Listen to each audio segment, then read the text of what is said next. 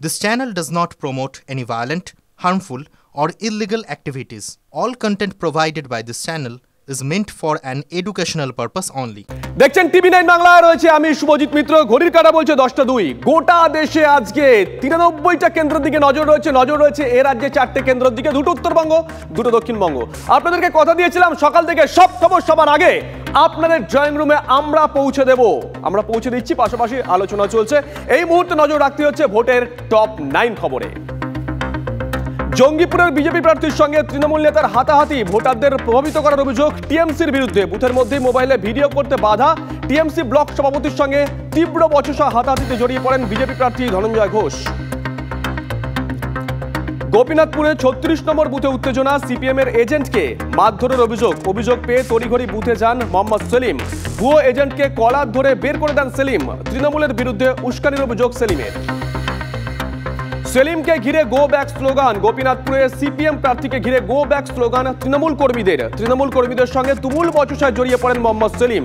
সাধারণ ভোটারদের বাধা দেওয়ার অভিযোগ সেলিমের। পুলিশের সঙ্গে তর্কাতর্কিতে সিপিআইএম প্রার্থী। সকাল থেকেই রণংদেহী মুডে শ্রীরূপা মিত্র চৌধুরী। পুলিশ কর্মীর বিরুদ্ধে ভোটারদের প্রভাবিত করার অভিযোগ মালদা দক্ষিণের বিজেপি প্রার্থীর।